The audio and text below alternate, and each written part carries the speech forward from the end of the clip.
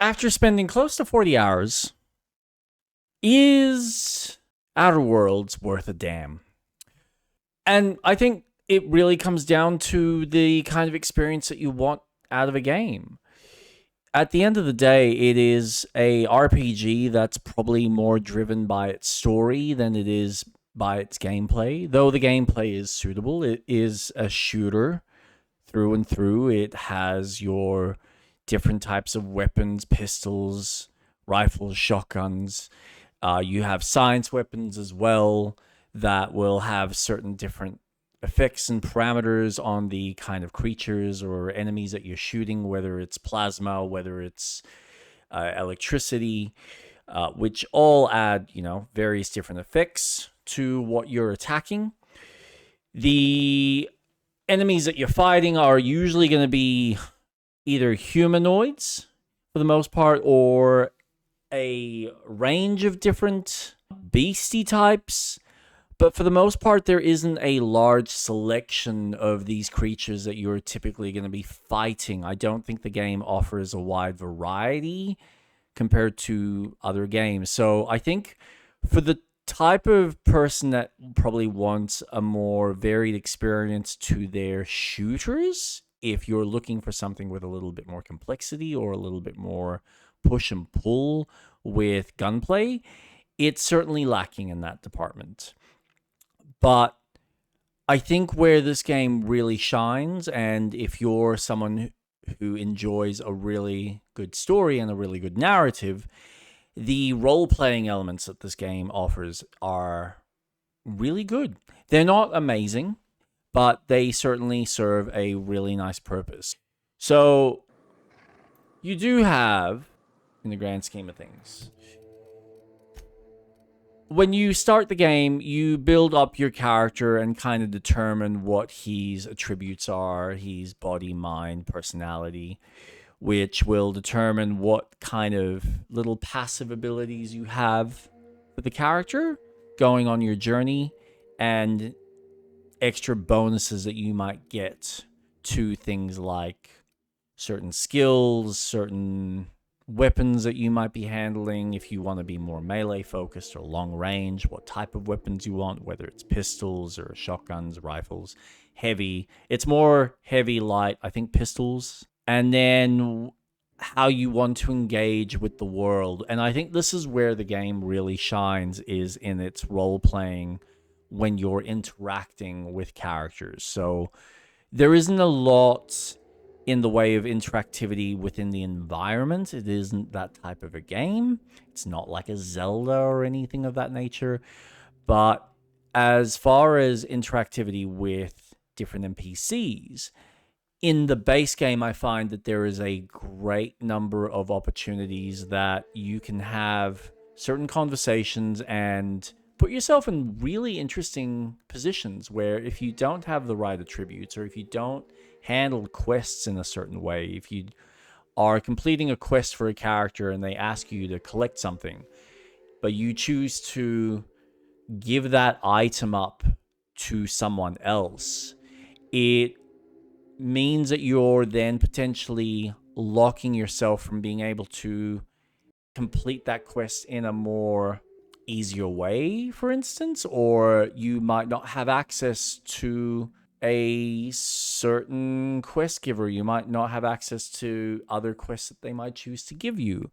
So there's a lot of push and pull with the choices you make and the kind of consequences that you get. Some good, some bad. And I think it is very rewarding to see how that plays out.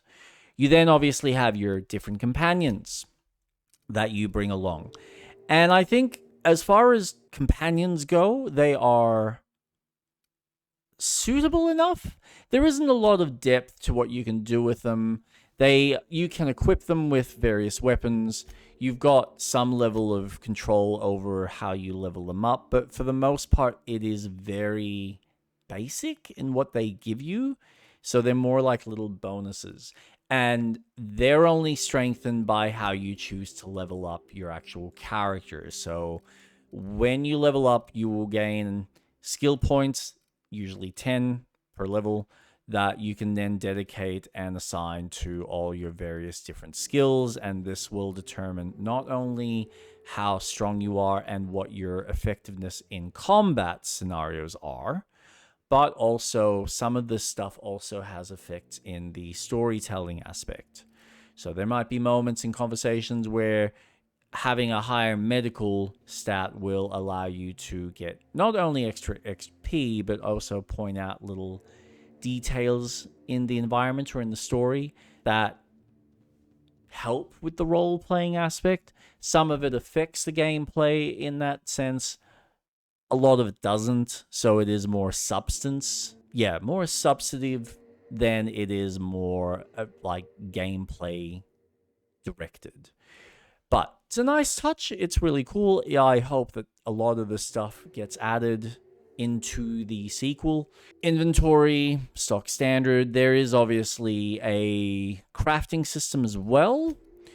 And for the most part, at least in this difficulty, probably in higher difficulties, you might find yourself needing to use a more variety of different items and playing with the actual modifications, which you can add and strengthen or tweak the weapons themselves. But a lot of that for the base playthrough is not really necessary. Most of the game does really kind of predicate on you really just running around, finding your enemies, and basically just shooting them down. So you have a slowdown effect, which is very similar to something that you probably might find in like a Fallout, though I'm not familiar with that, so I don't really have that level of experience.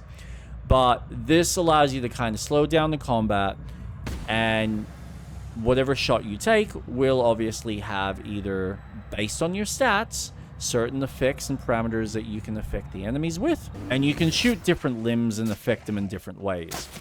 On top of this, you also have your companions that not only help you, but also have their very unique abilities, which is a nice little touch.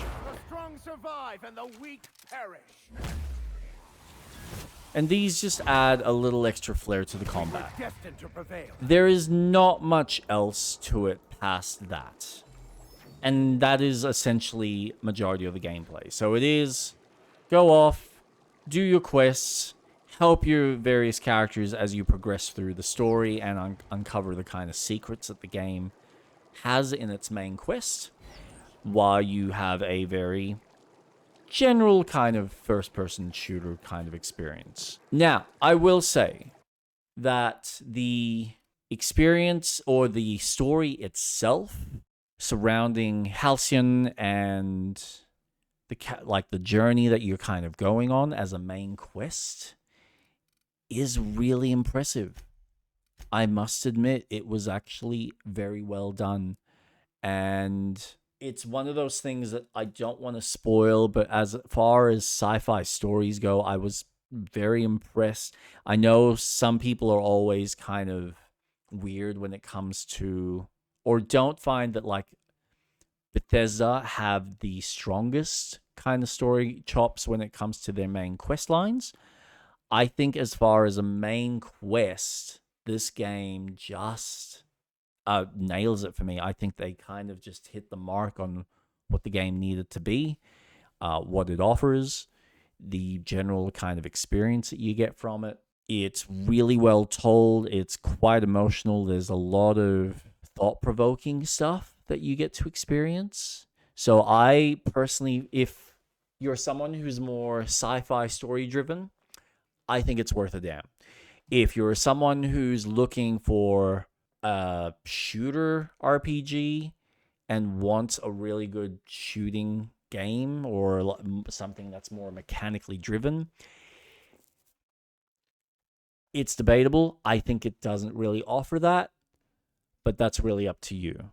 But certainly from a story perspective, as far as RPGs go, it's not long either. It's not over 100 hours. It's, again, max 40 if you're doing a single playthrough. It's certainly worth a damn. The DLCs, take them or leave them. They offer a little bit extra in the way of more content for you to experience the game through, and it's fine. I think the Murder on Eridanos is a cool story, but I don't think for someone, if you're very much into a murder mystery, you will have a wonderful time.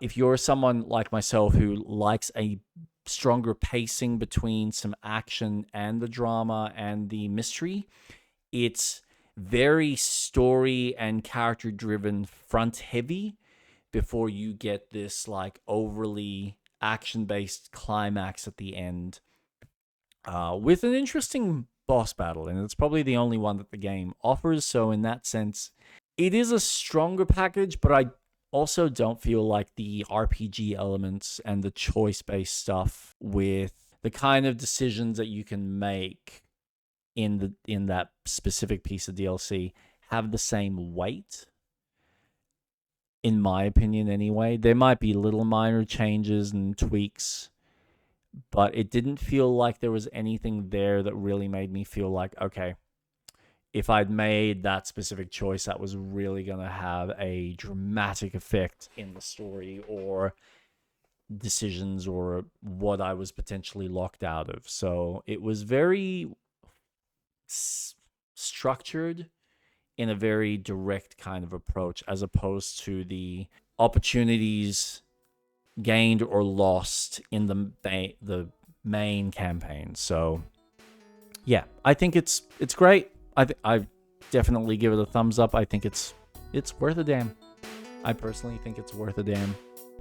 So yeah, but share your opinions. Tell me what you think of the game. Love to hear other people's thoughts.